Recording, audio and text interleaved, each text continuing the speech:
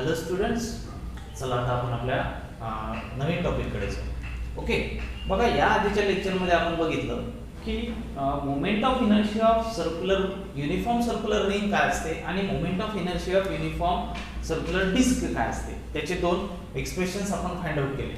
Okay, ते expression find out केल्यानंतर आता बरेचशा अशा वेगवेगळ्या शेपच्या बॉडीज असतात आणि वेगवेगळ्या शेपच्या बॉडीजचा मोमेंट ऑफ इनर्शिया हा वेगवेगळा असतो. Even if the axis of rotation is changes, then the moment of inertia of that body is changes. हे आपण शिकलो आहे. जर का ऍक्सिस बदलला तर मोमेंट ऑफ इनर्शिया काय होतो, बदलतो. तर जे आपण आधी बघितलं एमआय ऑफ रिंग आणि एमआय ऑफ डिस्क, त्यामध्ये आपण काय बघितलं, ऍक्सिस ऑफ रोटेशन हा कोणता घेतला होता, आठवा थोडासा. काय घेतलं होतं आपण, the axis of rotation is which is passing through the center of mass and perpendicular to the plane of rotation, असा आपण तिथं ऍक्सिस घेतला होता. पहा, ही जर का रिंग असेल तर या रिंग मधनं आपण सेंटर ऑफ मास मधनं ऍक्सिस पास केला आणि या ऍक्सिस भोवती फिरत असताना या रिंगचा मोमेंट ऑफ इनर्शिया काय आहे ते आपण कॅल्क्युलेट केलं. किंवा एक डिस्क आहे, त्या डिस्कचा moment of inertia about an axis passing through centre of mass काय आहे ते आपण कॅल्क्युलेट केलं. परंतु हे रेग्युलर शेप बॉडीज आहेत. जर का आपल्याला एखादी इरेग्युलर शेप बॉडीचा moment of inertia find out करायचा असेल अबाउट एनी एक्सिस, तर तो कसा फाइंड आउट करायचा, तो फाइंड आउट करण्यासाठी आपल्या सिलेबसला दोन थेरम आहेत. एक आहे पॅरलल एक्सिस थेरम आणि दुसरा थेरम आहे त्याला म्हटलं जातं परपेंडिक्युलर एक्सिस थेरम. तर पॅरलल एक्सिस थेरम आणि परपेंडिक्युलर एक्सिस थेरम हे आपल्याला कशात हेल्प करतात, तर हे दोन थेरम आपल्याला हेल्प करतात इररेग्युलर शेप बॉडीजचा moment of inertia find out करण्यासाठी. फॉर एक्झाम्पल, जर का आता तुम्ही एखादी सपोज करा, ऍक्च्युअली हे डिस्क आहे परंतु सपोज करा हे एखादी इररेग्युलर शेप बॉडी आहे. ओके, या इररेग्युलर शेप बॉडीजचा moment of inertia passing through centre of mass आपण कॅल्क्युलेट करू शकतो. Passing through centre of mass आपण कॅल्क्युलेट करू शकतो. सपोज हा त्याचा सेंटर ऑफ मास आहे, हा ऍक्सिस त्यामधनं पास होत आहे, त्यावेळेला याचा मोमेंट ऑफ इनर्शिया आपण इझिली कॅल्क्युलेट करू शकतो. काय घ्यायचं, याचा मास आणि कुठपासून कुठपर्यंत डिस्टन्स लोकेट आहे तर त्याचा स्क्वेअर, या दोघांचा प्रोडक्ट. परंतु आता तुम्हाला ही एक इरेग्युलर शेप बॉडी आहे आणि या इरेग्युलर शेप बॉडीचा हा एक ऍक्सिस आहे, हा सेंटर ऑफ मास पासून पास होत आहे. परंतु जर का हा ऍक्सिस कन्सिडर केला आणि आता या ऍक्सिस भोवती जर का ही बॉडी रोटेट करत असेल, या ऍक्सिस भोवती जर का ही बॉडी रोटेट करत असेल, त्यावेळेला या बॉडीचा मोमेंट ऑफ इनर्शिया काय असेल with respect to this axis passing through the point any point suppose O. मग या केस मध्ये आपल्याला इथं थेरमचा यूज होईल. तो थेरम आहे पॅरलल एक्सिस थेरम. काय याला पॅरलल एक्सिस थेरम म्हटलं, कारण हा सेंटर ऑफ मास मधनं पास होणारा एक्सिस आणि या एक्सिसला जो दुसरा एक्सिस आपण कन्सिडर केला तो कसा आहे, पॅरलल आहे. हे दोन एक्सिस एकमेकाला कसे आहेत, पॅरलल आहेत. म्हणून इथं कोणता थेरम युजफुल होईल, पॅरलल एक्सिस थेरम. तसंच जर का तुम्हाला हा सेंटर ऑफ मास मधनं पास होणारा एक्सिस आहे किंवा तुम्हाला जर का आता विचारलं या रेग्युलर इरेग्युलर शेप बॉडीजचा या एक्सिस भोवती मोमेंट ऑफ इनर्शिया, म्हणजे सपोज हा असा एक्सिस आहे, हा असा एक्सिस आहे, सॉरी हा असा एक्सिस आहे या एक्सिस भोवती आणि या एक्सिस भोवती जर का बॉडी अशी फिरत असेल, पहा या एक्सिस भोवती जर का बॉडी फिरत असेल, त्यावेळेला या बॉडीचा मोमेंट ऑफ इनर्शिया काय आहे, एक्सिस बदलला मोमेंट ऑफ इनर्शिया बदलेल. सेंटर ऑफ मास मधनं पास होणारे मोमेंट ऑफ इनर्शिया आपल्याला स्टँडर्ड आहे, चार्ट दिलेला आहे, त्यामधून आपण फाइंड आउट करू शकतो. परंतु जर का एक्सिस चेंज झाला, फॉर एक्झाम्पल सध्या हा एक्सिस दिसतोय तुम्हाला, या एक्सिस भोवती बॉडी अशी फिरून राहिली, रोटेट करून राहिली, त्यावेळेला याचा मोमेंट ऑफ इनर्शिया काय होईल, तर त्यावेळेचा moment of inertia find out करण्यासाठी आपल्याला जो दुसरा थेरम आहे तो युजफुल आहे, तो म्हणजेच परपेंडिक्युलर एक्सिस थेरम. आणि परपेंडिक्युलर एक्सिस थेरम त्याला परपेंडिक्युलर का म्हटलं, कारण पहा हा एक्सिस की ज्या एक्सिस भोवती आपल्याला मोमेंट ऑफ इनर्शिया काढायचा आहे तो, आणि the axis which is passing through centre of mass, this axis are mutually perpendicular to each other. हे दोन्ही एक्सिस एकमेकाला कसे आहेत, परपेंडिक्युलर आहेत. म्हणून इथं कोणता थेरम युजफुल राहील, परपेंडिक्युलर एक्सिस थेरम. ओके, असे दोन थेरम आहेत की जे आपल्याला खूप जास्त युजफुल आहे. चला ठीक आहे, तर आता सध्या आपण पहिला थेरम बघणार आहोत, तो कोणता आहे, parallel axis theorem. Parallel axis theorem काय सांगतो, जर का बॉडी ही रिजिड बॉडी आहे, या रिजिड बॉडीचा moment of inertia about an axis passing through centre of mass is IC. Again consider another point O हा एक पॉइंट कन्सिडर करा. आता या पॉइंट मध्ये एक एक्सिस ड्रॉ करा. मग या एक्सिस भोवती फिरत असताना बॉडीचा मोमेंट ऑफ इनर्शिया आपण डिनोट करू IO नी. आणि आपल्याला हेच कॅल्क्युलेट करायचं आहे की O पॉइंट मधनं पास झालेल्या एक्सिस भोवती फिरत असताना या रिजिड बॉडीचा मोमेंट ऑफ इनर्शिया किती आहे तेच आपल्याला फाइंड आउट करायचं आहे. तोच आपल्याला पॅरलल एक्सिस थेरम देईल. मग पॅरलल एक्सिस थेरम काय म्हणतो बा? सिंपल आहे.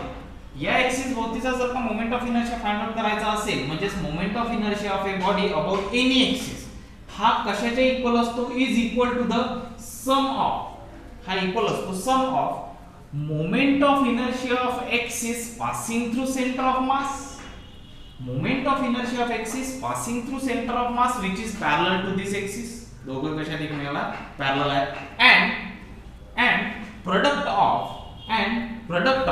its mass म्हणजे रिजिड बॉडीचा मास and the square of the distance between these two parallel axes. या दोन पॅरलल एक्सिसच्या मधातलं जे डिस्टन्स आहे सपोज त्या डिस्टन्सला आपण h ने डिनोट करू.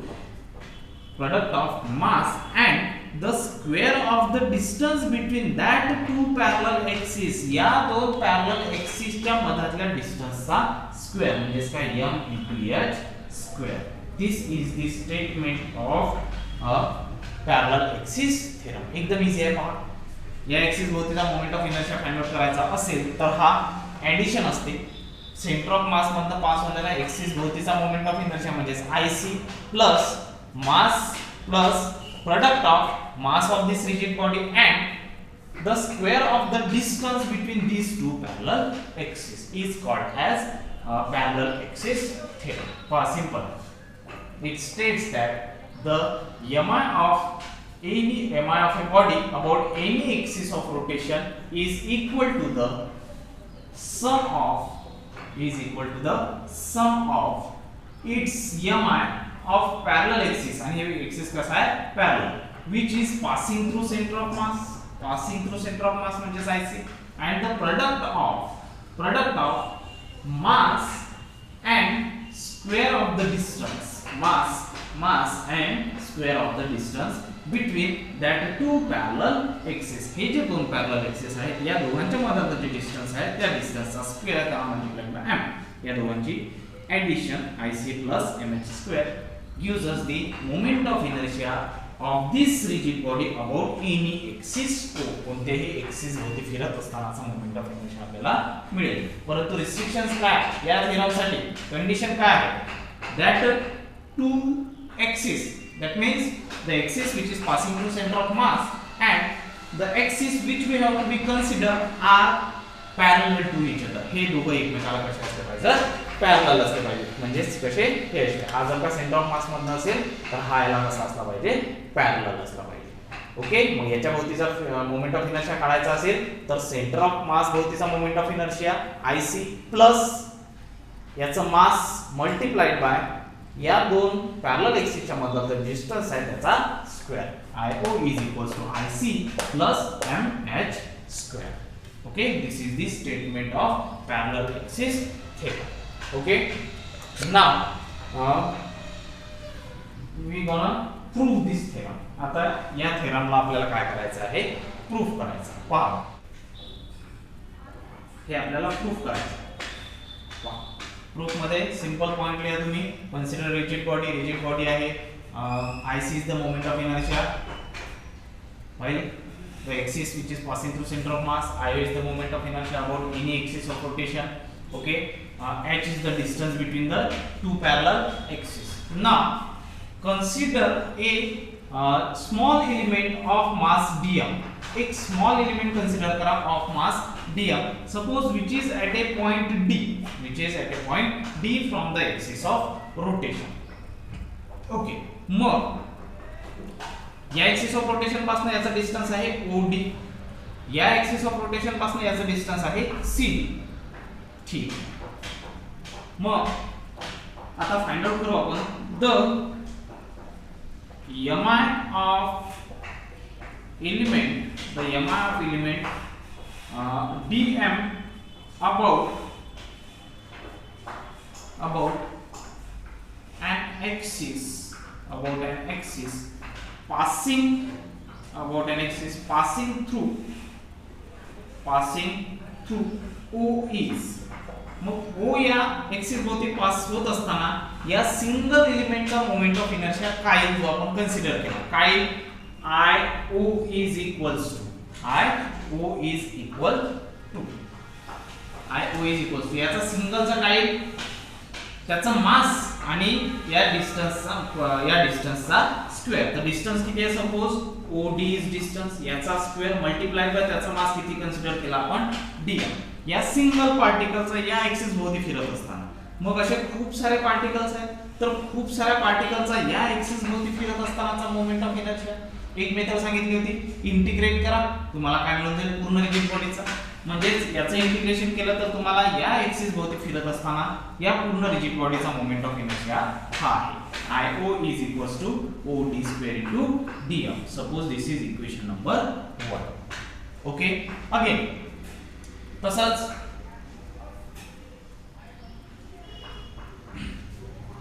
the moment of inertia of a body, सर्वात आधी पार्टिकलचा moment of inertia of this particle passing through the centre of mass, that is IC is equals to distance किती आहे CB स्क्वेअर इनटू dm. या single पार्टिकलचा याच्या भोवती फिरत असताना, मग पूर्ण रिजिड बॉडीचा याच्या भोवती फिरत असताना काय करू, त्याला आपण इंटिग्रेट करू. काय मिळालं तुम्हाला, integration. Suppose this is equation number 2. हे आहे इक्वेशन नंबर 2. ओके, आता आपल्याला सॉल्व करायचं आहे. हे आहे OD. Now here we do one construction. Draw A D perpendicular on OC produce. या OC ला एक्सटेंड करा आणि या OC वर D मधनं एक परपेंडिक्युलर टाका. Suppose this is point M. Perpendicular टाकला हा पॉइंट M. परपेंडिक्युलर टाकला तर अँगल कितीचा बनला, 90. ओके, मग इक्वेशन 1 ला from 1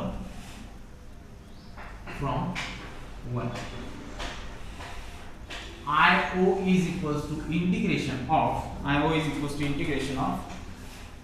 OD square into dm. By using Pythagoras theorem. Pythagoras theorem चा यूज करून OD स्क्वेअर ची व्हॅल्यू काढतो. Using Pythagoras theorem चा यूज करून OD स्क्वेअर ची व्हॅल्यू काढा. काय मिळेल बघा, 90 चा अँगल हा हायपोटेनस आहे आणि हे त्याच्या साइड्स आहे. सिंपल आहे काय, OD square is equals to ON square plus DN square. ON square plus DN square ही मिळाली तुम्हाला OD ची व्हॅल्यू. आता ही व्हॅल्यू इथे पुट करा. We get IO is equals to integration of, ही व्हॅल्यू इथे पुट करा, DN square plus ON square into dm. Okay, आले इथपर्यंत. Next step, IO is equals to integration of dn square plus ON square ला तुम्ही कसं लिहू शकता, हा जो ON आहे, ON कशा पासून बनला आहे, ON is made up of OC plus CN. मग या ON च्या जागी काय लिहू शकतो आपण, OC plus CN आणि याचा काय आहे, स्क्वेअर आहे आणि या पूर्ण याला मल्टिप्लाय आहे dm. ओके, समोरची step, IO is equals to integration of dn square plus formula लावा a plus b bracket square. काय फॉर्म्युला आहे तो, a square plus b square plus 2 times ab. OC square plus CN square plus 2 times OC into CN आणि या पूर्ण याला multiply आहे dm. Okay, समोर पहा, IO is equals to integration of या CN स्क्वेअर ला थोड्या वेळासाठी इकडून येतो, DN square plus CN square plus OC square plus 2 times OC into CN पूर्ण ब्रॅकेटला मल्टिप्लाय आहे dm. ओके, आता फिगरला केअरफुली ऑब्झर्व करा. फिगरवरनं dn स्क्वेअर प्लस cn स्क्वेअरच्या जागी आपण काय पुट करू पहा. dn square plus cn square काय लिहू शकतो आपण. यस, काय लिहू शकतो. By using Pythagoras theorem in triangle b and c, dn square plus cn square is equals to cd square. हा आहे hypotenuse in triangle CDN. In triangle CDN, CD square is equals to dn square plus cn square. CD square is equals to dn square plus cn square. म्हणजे dn square plus cn square च्या जागी आपण आता इथे काय put करू शकतो CD square. काय मिळेल इक्वेशन तुम्हाला. IO is equals to integration of CD square plus OC square plus 2 times OC into CN आणि पूर्ण ब्रॅकेटला मल्टिप्लाय आहे dm. ओके, आले इथपर्यंत. ठीक आहे. आता या इंटिग्रेशनला सेपरेट करा.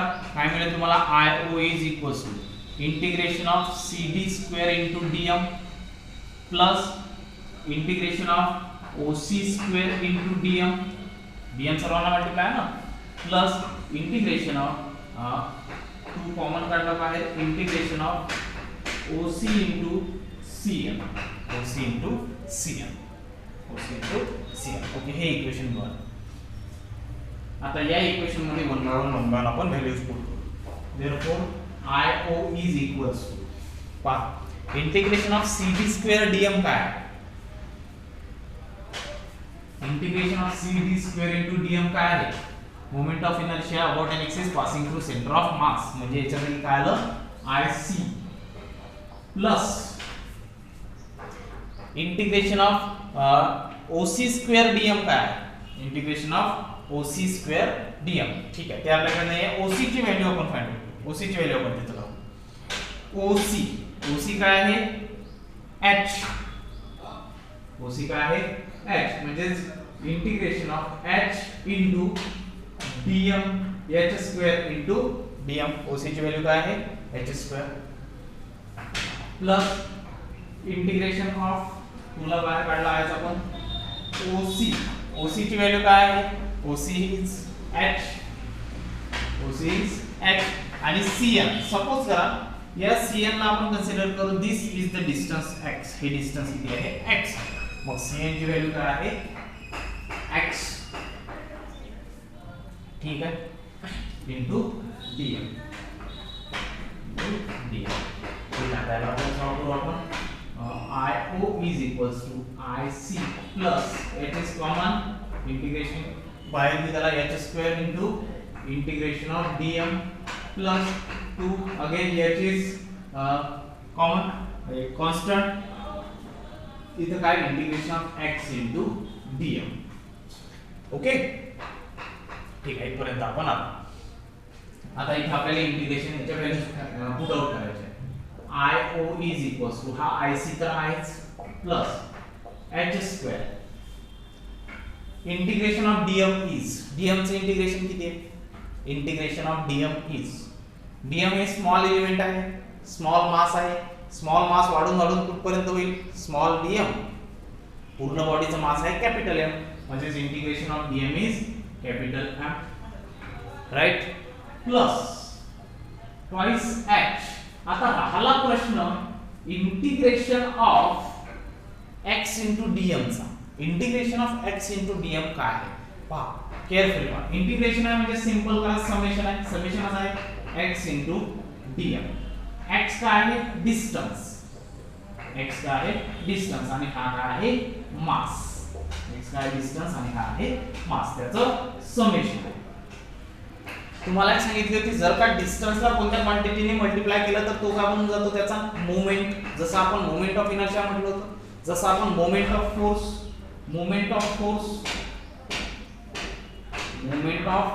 काय असतो. मोमेंट ऑफ फोर्सला आपण टॉर्क म्हणतो, त्यालाच म्हणतो perpendicular distance multiplied by force. तसाच इथं काय आहे moment of mass. x is the distance and dm is the mass. म्हणजे हे काय मोमेंट ऑफ मास म्हणजे इफेक्ट ऑफ मास. मग मोमेंट ऑफ मास आणि हे जे मोमेंट ऑफ मास इथे तुम्हाला दिसून राहिलं हे कोणत्या ऍक्सिस भोवती आहे? About an axis which is passing through centre of मास. मग ही गोष्ट नेहमी लक्षात ठेवा. The moment of mass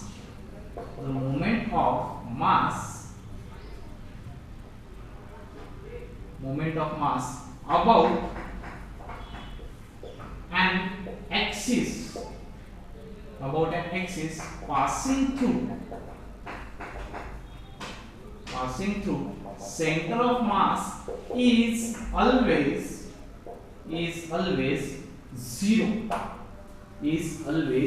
zero.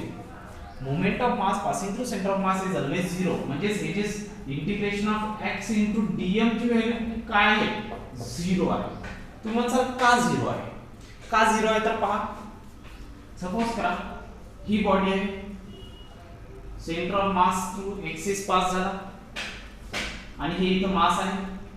याचा डिस्टन्स आहे सपोज r त्याला आपण म्हणू.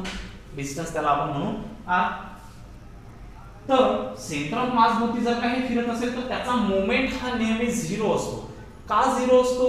कारण इन इक्विलिब्रियम कंडिशन जर का इक्विलिब्रियम मध्ये या बॉडीला ठेवायचं आहे सेंटर ऑफ मास मध्ये, आता जेवढे मास इकडच्या बाजूने आहेत तेवढेच मास या बाजूने पण आहे.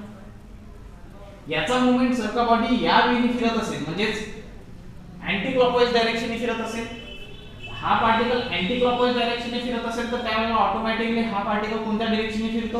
क्लॉकवाइज डायरेक्शनने. हा अँटी क्लॉकवाइजने, हा क्लॉकवाइजने. म्हणजे याचा जो इफेक्ट आहे तो याच्या इफेक्टला काय करतो? कॅन्सल करतो. म्हणजे या मासचा इफेक्ट आणि या मासचा इफेक्ट दोघांची इफेक्ट एकमेकाला कसे आहेत? अपोजिट आहेत. ते एकमेकाला काय करतात? कॅन्सल आउट करतात. म्हणून त्याचा रिझल्टंट काय येतो? 0 येतो. म्हणून त्याचा मोमेंट ऑफ मास काय येतो? 0 होतो. परंतु कोणत्या केस मध्ये? When the body is rotating about an axis passing through centre of mass. Centre of मास मधनं जर का एक्सिस जात असेल तर त्याच वेळेला त्या बॉडीचा मोमेंट ऑफ मास म्हणजेच integration of x into dm हा नेहमी कसा असतो? 0 असतो. परत पहा तुम्ही तराजू माहिती आहे आपल्याला, तागडा वजन माहिती आहे. सपोज करा काही इकडच्या बाजूला अटकवलेला आहे, काही इकडच्या बाजूला अटकवलेला आहे. इक्विलिब्रियम कंडिशन साठी जर का इथं 1 kg असेल, इथं 2 kg असेल तर हा खाली जाईल, हा वर जाईल. म्हणजेच याचा इफेक्ट जास्त, याचा इफेक्ट कमी. म्हणून हा असा रोटेट चालला.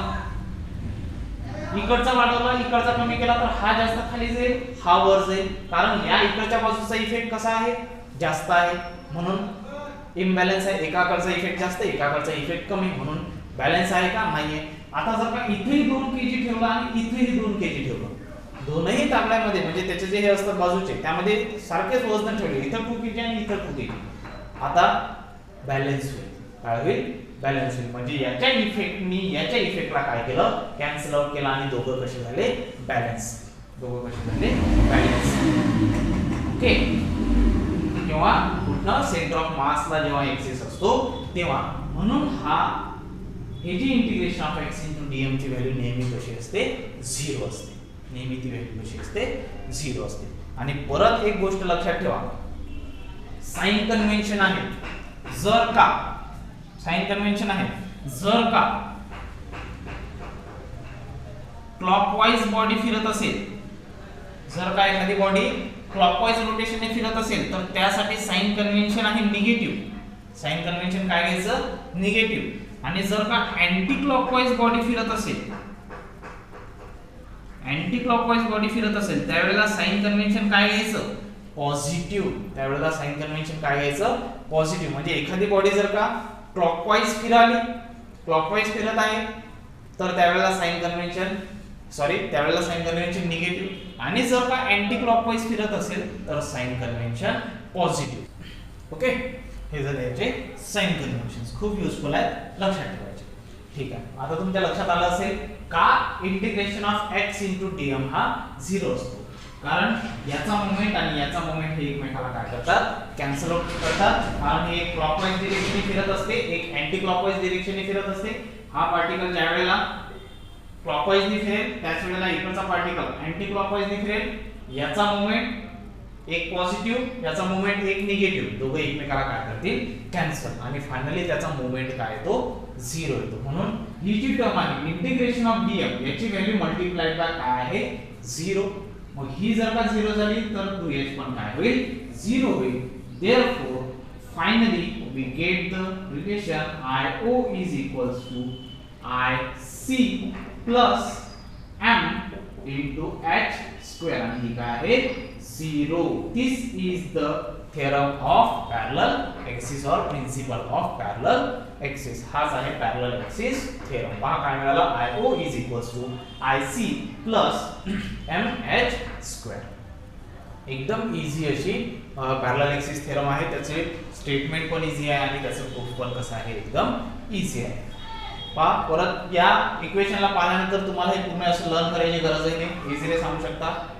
The moment of inertia of an axis about any axis passing through point O is equal to the sum of its moment of inertia about an axis passing through center of mass and product of its mass and the square of the distance between that two parallel axes is called as parallel axis theorem. एकदम easy असा theorem आहे, खूप important असा theorem आहे. Okay, मग यालाच तुम्ही radius of गायरेशनच्या फॉर्मॅट मध्ये पण लिहू शकता. रेडियस ऑफ गायरेशनचा फॉर्म्युला आपल्याला माहिती आहे, k = √i upon m. k = √i upon m. i ची व्हॅल्यू इथे पुट करा अपॉन m. तुम्हाला कशाच्या फॉर्मॅट मध्ये मिळेल तो रेडियस ऑफ गायरेशनच्या फॉर्मॅट मध्ये. This is all about the principle of parallel axis theorem. Parallel axis थेरमचा आहे प्रिन्सिपल. ओके, आता एक छोटंसं एक्झाम्पल घेऊन सांगतो मी तुम्हाला पॅरलल एक्सिस थेरम कसा आपल्याला युजफुल होतो. ते तर सांगितलंच तुम्हाला, जर का कोणत्याही शेपची बॉडी असेल आणि कोणत्या तरी दुसऱ्या एक्सिस भोवती जर का आपल्याला मोमेंट ऑफ इनर्शिया काढायचा असेल तर तो या थेरमचा यूज करून आपण काढू शकतो. तर कसं काढू शकतो पहा, कसं काढू शकतो पहा. आपण एक रेग्युलर शेप बॉडी जो रॉड, युनिफॉर्म रॉड आहे सपोज, हा रॉड आहे. या रॉडची कंप्लीट लेंथ आहे कॅपिटल L. याची लेंथ किती आहे कॅपिटल L. ठीक, मग इथे एक एक्सिस ड्रॉ करतो मी. हा एक्सिस आहे which is, या एक्सिसचं नाव काय, the axis which is passing through center of mass and perpendicular to its length. कसा आहे, सेंटर ऑफ मास मधनं पास होत आहे आणि याच्या लेंथला कसा आहे तो परपेंडिक्युलर आहे. तर या सेंटर ऑफ मास मधनं पास होणाऱ्या एक्सिस भोवतीचा मोमेंट ऑफ इनर्शिया स्टँडर्ड आहे तो आपल्याला माहिती आहे. तर तो या रॉड साठी असतो IC फॉर रॉड. हा कशासाठी, for rod is equals to असतो ml²/12. किती असतो ml²/12. परंतु आता हा आपल्याला माहिती आहे, परंतु तुम्हाला सांगितलं की एखादा दुसरा कोणता तरी एक्सिस कन्सिडर करा की जो याला इथून टच करून जात आहे आणि आता या एक्सिस भोवती ही बॉडी म्हणजे हा रॉड असं फिरून राहिला. तर त्या वेळेला या एक्सिस भोवती फिरत असताना या रॉडचा मोमेंट ऑफ इनर्शिया किती असेल, या एक्सिस भोवती फिरत असताना या रॉडचा मोमेंट ऑफ इनर्शिया किती असेल. तर हे फाइंड आउट करण्यासाठी आता इथं आपण यूज करू पॅरलल एक्सिस थेरमचा. पहा हे दोन्ही एक्सिस कशा आहेत एकमेकाला, दोन एक्सिस एकमेकाला कशा आहेत पॅरलल आहेत. काय सांगतो, सपोज हा पॉइंट O आहे, तर या भोवती फिरत असतानाचा by theorem IO is equals to काय IC plus MH². IC sorry हा आहे IC किती आहे माहिती आहे आपल्याला ml²/12 प्लस m इंटू लहान प्रश्न h काय आहे, दोन पॅरलल एक्सिसच्या मधला डिस्टन्स. हे जर का कंप्लीट L आहे तर हे किती असेल L/2. म्हणजे जिथे काय होईल L/2 चा स्क्वेअर. मग काय मिळेल तुम्हाला पहा, IO is equals to ml²/12 plus ml²/4. आता याला सॉल्व करा. एलसीएम घ्यायचा काय मल्टिप्लाइड बाय 3, इथं 3 आहे. एलसीएम इज 12 आणि ml² plus 3ml² is 4ml² आणि 4 3. that is equals to ml square upon 3. This is the moment of inertia of a rod, about an axis which is passing through this point O. Okay, म्हणजेच आता या axis भोवती फिरत असताना या रॉडचा moment of inertia किती मिळाला ml²/3. कशाचा यूज करून आपण काढला पॅरलल ऍक्सिस थेरमचा. अशा प्रकारे हा पॅरलल ऍक्सिस थेरम आपल्याला युजफुल आहे. मग ते कोणतेही असो तुम्ही इझिली फाइंड आउट करू शकता. रिंग आहे, रिंगला पॅरलल असताना फिरत असताना त्याचा मोमेंट ऑफ इनर्शिया काय आहे, सॉरी डिस्क काय आहे, तोही तुम्ही याचा यूज करून सॉल्व्ह करू शकता. This is all about the parallel axis theorem. Okay, आता याच्या नेक्स्ट लेक्चर मध्ये आपण बघू परपेंडिक्युलर ऍक्सिस